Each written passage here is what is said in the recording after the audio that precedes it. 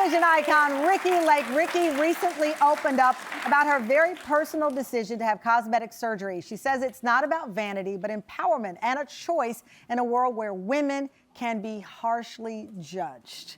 Yeah. I mean, I don't even know what it was about. It's not about, yes, empowerment makes sense, but I just didn't like what was happening with my face at this age after losing a lot of weight. You know, it was just. You had lost around 40 pounds. 40 pounds. Okay. Yeah, naturally, without drugs. And this, you know, you can see in the picture, I shared it all, and it just bothered me. And it also happened at a time that my dear friend had her own facelift and had an incredible experience with this specific doctor, and she was singing his praises. So take me to the dialogue. Are y'all over wine? And you're like, who did you? Okay, without saying her name. Don't tell us. She was on day 8 post-op, and I came over to see her, and she was, not only did she look incredibly like well-healed already and beautiful, but she was elated. She was euphoric. And it was beyond just like the physical. It was like something she wanted to do for herself. So she was singing her praises about this doctor. And I'm an impulsive. I don't know about Virgos, but for I'm me, very impulsive, I want it yesterday. When I want something, I want it yesterday. So I just said, who's a doctor? I'm calling him on Monday morning. I'm getting in there. Okay, go back a little bit though. I got the first date they had available. I love, so tell me this. They say you look fabulous. Thank you. Because I want to go to the conversation of, okay, had you thought about aging? I mean, because some people say, do you feel 55? I'm like, I don't know how I'm supposed to feel at 55. I feel good. But I notice a change in my face. I know it's a change in my body. I see pictures of myself and I'm like, oh, that was when I was 27. I don't look like that now. Take me through what you were emotionally and just really reacting to in the mirror. Yeah, well, I have gray hair. This is my natural gray hair. I'm not trying to turn back the clock and pretend that I'm in my 20s or 30s. I just want to feel my best. And so this, getting rid of this, and you know, what I had specifically is called a deep plane lower face and neck lift. And I also had a CO2 laser, which like... How did you narrow it down to those things? I let the doctor say what he thought I needed. He's the expert. Okay. And I've said his name before. He's blown up. Dr. Alan Foulade is his name, and he's such a wonderful man, and he's a master. Were you nervous? He's a master. I was not nervous. At all? No, I jump feet first. I just trust. And is that a Virgo thing? Yes, it is.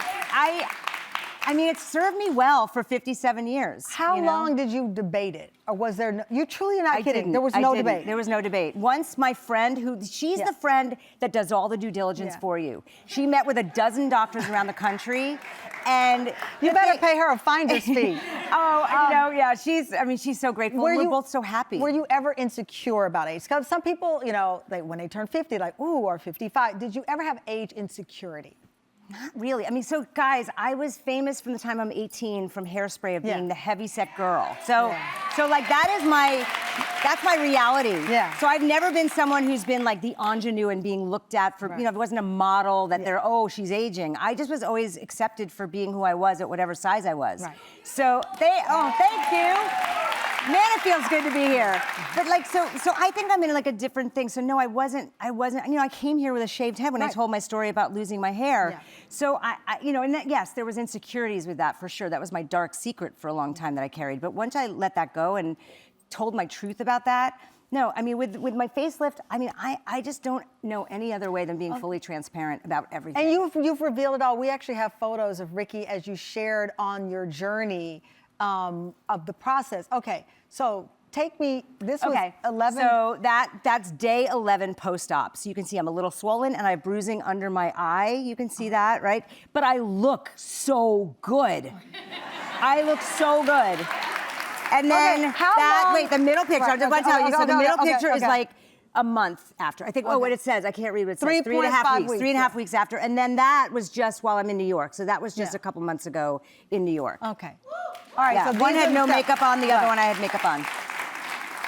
I want to know, like, first of all, how long was the process? Okay, my surgery was really long.